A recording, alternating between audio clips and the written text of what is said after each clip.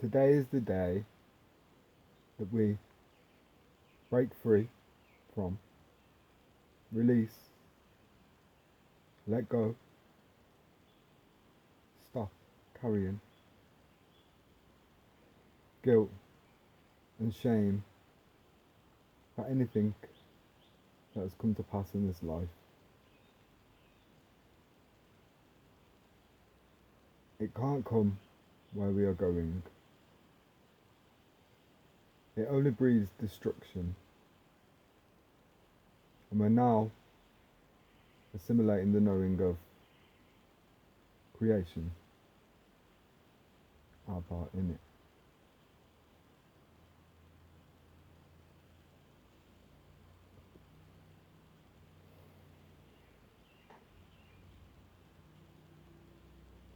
When we investigate the guilt and shame that we carry within our vessel, within our energy framework, in our history, in our DNA, in our muscle memory, we find out it's not ours to carry. But even that which we insist belongs to us is not to be carried, it's to be learnt from, it's to be integrated, it's to be viewed through the lens of compassion.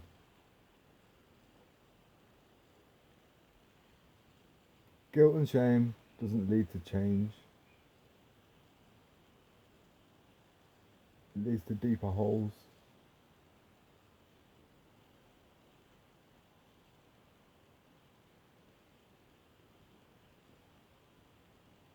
It doesn't matter what you have been perceived to have done.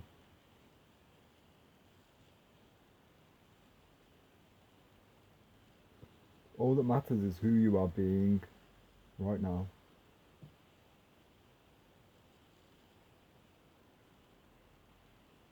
It's guilt and shame which keeps us tied to the past and in self-perpetuating, self-fulfilling prophetic cycles. How could any human receive the truest, purest love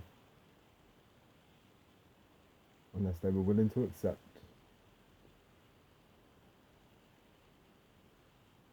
that they deserve it? Because all humans deserve it. But that love is within us. And if you can't see past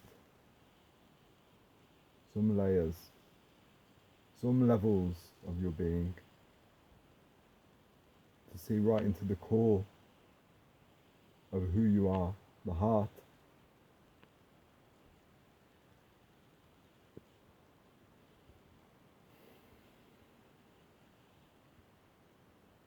God's love is free.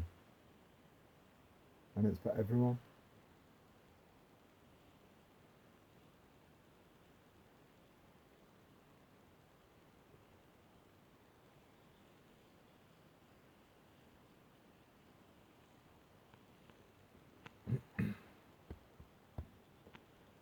It's all just a holographic experience.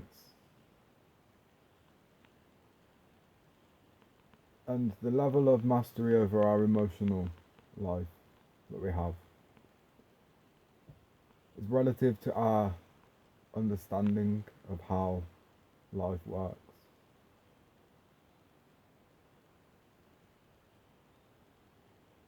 The more emotionally responsible we are and non-reactive, the more we are able to observe life and decipher the codes and patterns of our creation.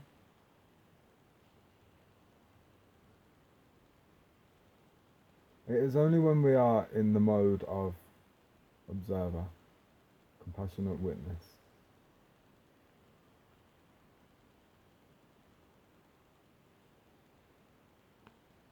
That we are truly alive.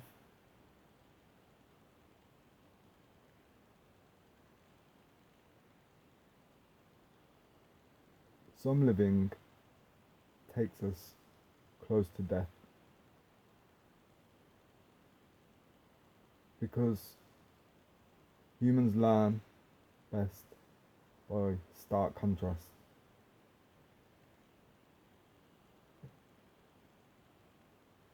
You don't know what you've got until it's almost gone.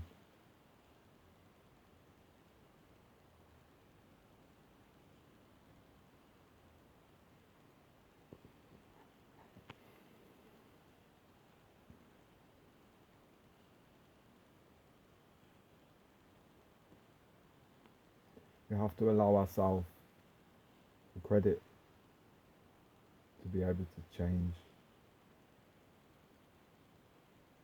We have to know that it's possible.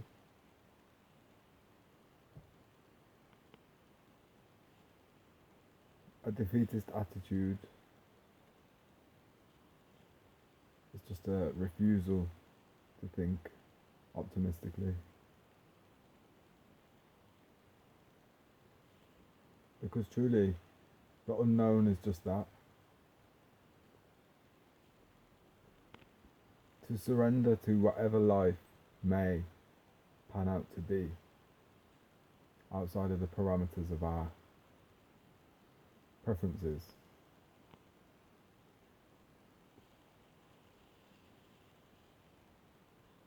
Is to be willing to accept that life can be more beautiful than we could possibly imagine, just as much as it is a step into a big, scary, dark space where failure may live instead.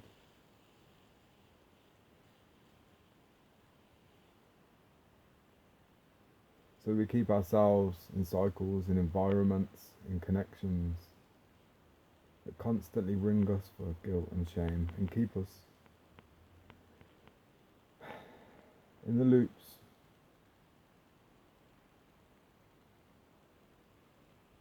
Or for example, people that have an alcohol dependency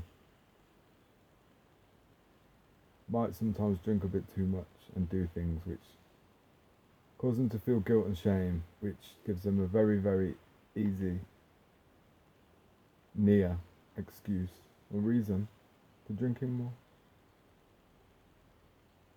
That's just the spirit of alcohol. It's all just words. Addiction. Anything which helps us to avoid the present moment. It's filling in gaps where we anticipate the past or the future might want to nestle in. But when we enjoy life without polarizing our experience, we don't need to run or hide.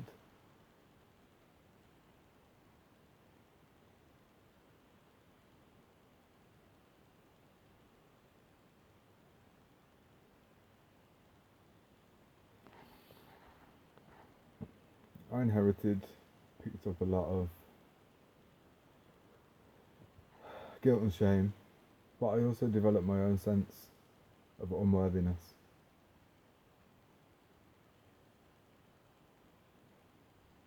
If you understand what it means to feel guilty for being alive because you feel like the life you've been living has been that pitiful, or if you know what it means to have been a child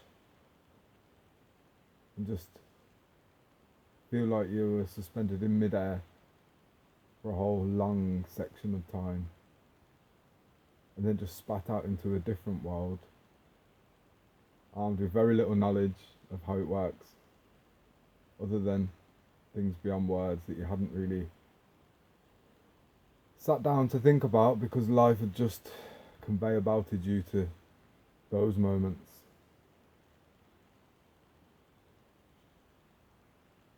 Guilt and shame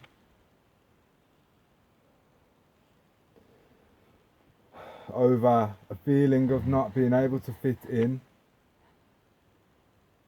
like needing constant reassurance. Oh, am I doing this correctly? This does not feel. What's going on? Oh, them ones. Guilt and shame.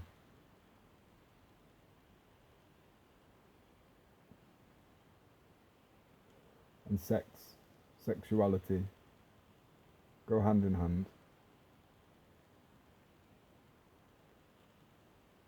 But that's all purposeful, to stifle our authentic, creative expression and to stop us realizing the power that dwells within us when we assume responsibility for our sexual energy.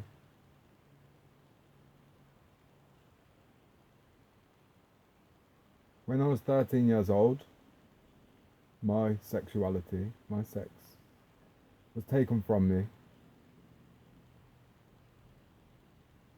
by one who no doubt had the same or similar experience as I had to have. And I carried that secret as my own.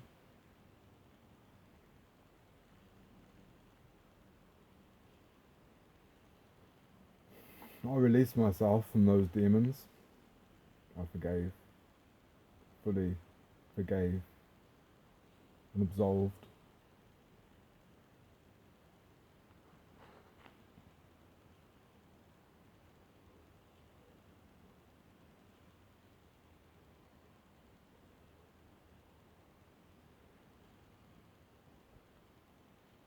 Teaching children about sex is an inverted thing to do. And that is why the quote unquote education system does it. To warp innocent minds, to hide vital information.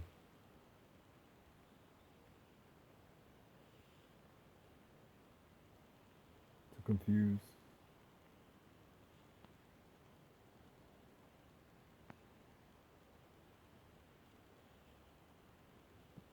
Not many people speak about sex openly in our society. Not really, there's always some sort of wonky angle.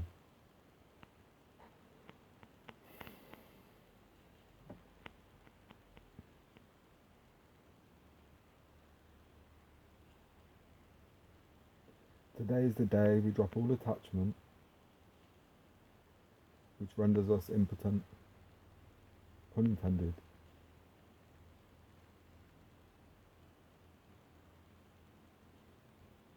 We reclaim our power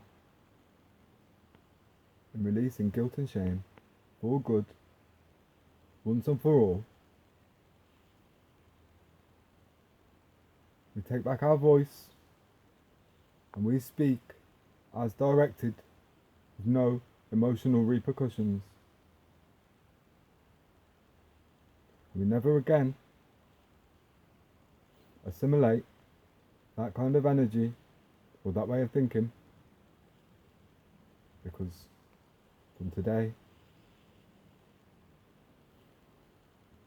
we think exclusively with our hearts.